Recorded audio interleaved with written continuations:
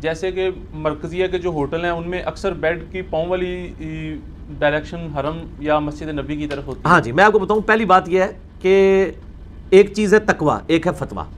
فتوے میں تو کسی کے نزدیک قبلہ رخ پاؤں کرنا گناہ نہیں ہے. میرا ایک یوٹیوب پہ کلپ ہے قبلہ کی طرف تھوکنا، ٹھیک ہے، یہ آپ یوٹیوب پہ لکھیں تو میں نے اس میں تھوکنے کا مسئلہ، پیشاب کا مسئلہ بتایا. پیشاب کرنا قبلہ رخ حرام ہے. اس میں دو موقف ہیں محدثین کے. ایک کا موقف یہ ہے کہ اوپن ایئر میں حرام ہے، کنٹرول انوائرمنٹ میں جائز ہے، یعنی اگر کمرہ جو ہماری کنٹرول انوائرمنٹ ہوتی ہے. دوسروں کا موقف ہے کہ نہیں مطلقاً. میرا بھی ان کے ساتھ ہے اور میں نے دلیل دی ہے کہ ابو ایوب انصاری رضی اللہ تعالیٰ عنہ یا سعد بن ابی وقاص، ابو ایوب تھے جو مصر گئے تو انہوں نے کہا میں تمہارے ٹوائلٹس کا کیا کروں، بخاری مسلم میں آتا ہے یہ سارے قبلہ رخ بنے ہوئے ہیں تو مجھے ٹیڑھے ہو کے بیٹھنا پڑتا ہے اور پھر میں اللہ سے معافی بھی مانگتا ہوں. تو اگر کوئی ٹوائلٹ بنے ہوئے ہیں ادھر ٹیڑھا ہو کے بیٹھے، ہم لوگ تو پہلے اس چیز کا اہتمام کرتے ہیں. رہا پاؤں کرنے کا مسئلہ، پاؤں کے بارے میں کوئی حدیث نہیں ہے. تھوکنے کے بارے میں ابو داؤد میں ہے کہ ایک شخص نے قبلہ رخ تھوکا تھا، نبی علیہ السلام نے اس کو امامت سے ہٹا دیا تھا. ٹھیک ہے، تھوکنا منع ہے، پیشاب کرنا منع ہے.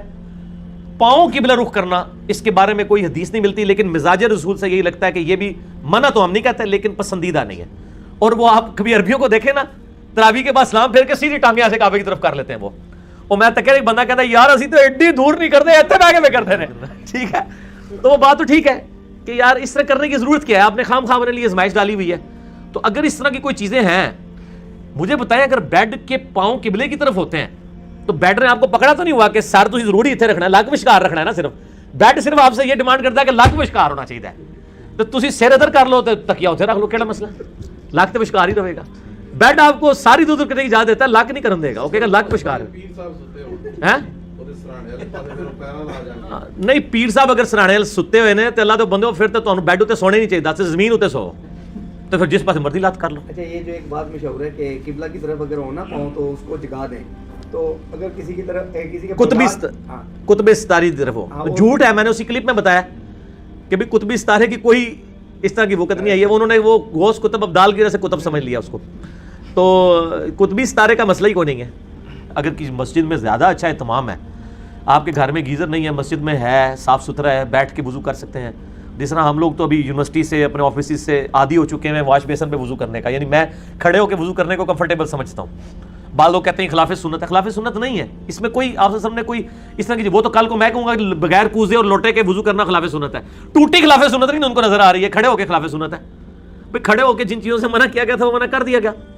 کھڑے ہو کے ایسی جگہ پہ پیشاب کرنا کہ چھینٹے پڑے وہ منع ہے. اگر آپ کے اوپر چھینٹے نہیں پڑتے یا غسل کے دوران کھڑے ہو کے پیشاب کرتے ہیں اور بعد میں اپنا جسم دھو لیتے ہیں تو کھڑے ہو کے پیشاب کرنا بھی سنت ہے. بخاری میں حدیث ہے، امام ترمذی نے باب باندھا ہے کہ کھڑے ہو کے پیشاب کی ممانعت، اس کے بعد انہوں نے باب باندھا ہے کہ اس کی رخصت. مرد کے لیے کھڑے ہو کے پیشاب کرنا بھی سنت ہے اگر اس کے جسم کے اوپر چھینٹے نہ پڑے، یعنی بلندی سے وہ نیچے کی طرف. نبی علیہ السلام نے خود کیا مرد کے لیے، عورت کے لیے تو ظاہر پاسبل نہیں ہے. اچھا، واش روم میں جتنی دفعہ بھی جائیں، چاہے حاجت کے علاوہ کسی کام بھی جائیں، تو اس میں جاتی دفعہ اور نکلنے کے بعد دعا جو ہیں وہ پڑھنی ضروری ہے اور ان کا اچھا ہے فائدہ؟ نہیں، صرف جب آپ پیشاب کے لیے جائیں گے پھر ہی دعا مانگیں گے نا، اس کے علاوہ نہیں. اور اگر آپ کا ٹوائلٹ اور واش روم اکٹھا ہے تو اس میں یاد رکھیں جس سیٹ پہ آپ بیٹھتے ہیں نا صرف وہی ٹوائلٹ ہے، اس کے ساتھ جو باقی باتھ روم ہے نا وہ واش روم ہے. وہ آپ کلمہ بھی پڑھ سکتے ہیں، وہاں بسم اللہ بھی پڑھ سکتے ہیں، وہ پاک جگہ ہے.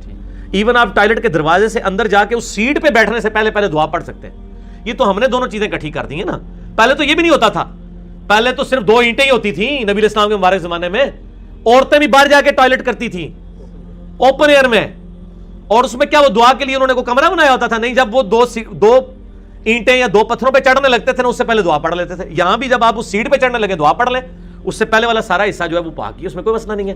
اور آپ اس کیونکہ وہ جنات کا اماج گاہ ہے. صحیح بخاری میں حدیث ہے، اللہم انی اعوذ بک من الخبث والخبائث، اے اللہ میں شریر جنوں اور جنیوں سے تیری پناہ میں آتا ہوں. ٹھیک ہو گیا؟ تو اس اعتبار سے آپ ٹوائلٹ میں وضو کرنا سنا ہے کہ وہ اس میں وہ کہتے ہیں جو اپنا ذہن ہے اس کا وہ کمزور ہو جاتا ہے. یہ مجھے پتا ہے صوفیوں کی روایتیں ہیں کہ جو اس کے بعد وہ کہتے ہیں ٹوائلٹ والی جگہ پہ غسل کرنے سے بھی عقل زائل ہونے کا خدشہ ہے. ان کو کہیں کہ اب آپ اپنی عقل کا علاج کرائیں. ٹوائلٹ میں کوئی بھی شخص وضو کرتا ہی نہیں ہے. بتائیں کون ٹوائلٹ میں وضو کرتا ہے؟ آپ نے جس کو ٹوائلٹ ڈکلیئر کر دیا اسے ٹوائلٹ تو نہیں ہو جانا. ٹوائلٹ شریعت کی روح سے صرف وہ سیٹ ہے WC اور وہ کمبورڈ ہے جس پہ آپ بیٹھتے ہیں. اس کے بعد جتنی جگہ وہ ٹوائلٹ نہیں ہے. اگر کہیں وہ بھی ٹوائلٹ ہے ہم نے ڈکلیئر کیا ہوا، آپ کے ڈکلیئر کرنے سے تو نہیں ہوگا. ان کو پوچھے کہ نبی علیہ السلام کے مبارک زمانے میں تو صرف 2 اینٹوں اور پتھروں پہ بیٹھتے تھے، تو ٹائلٹ پیچھے سے سٹارٹ ہوتا تھا, اوپن ایئر میں بیٹھ کے کرتے تھے, تو وہ تو پھر سارا ہی ٹائلٹ ہو گیا. ٹھیک ہے نا, یہ بات بالکل غلط ہے. تو وہ کوئی عقل نہیں زائل ہوتی ہے اس جگہ پہ, اور اس جگہ بیٹھ کے کوئی بھی نہیں وضو کرتا. میں نے آج تک کوئی بندہ نہیں دیکھا کہ WC کی سیٹ پہ بیٹھ کے وضو کر رہا ہو. وہ لادہ سے وہ لگا ہوا ہوتا ہے واش بیسن, تو اس میں شمار ہی نہیں ہوتا. یہ میں آلریڈی کئی بار ڈسکس کر چکا ہوں. ہاں جی, کیا وہ لوگ پڑھ لکھ گئے ہیں مرزا صاحب, پڑھ لکھ گئے لوگ.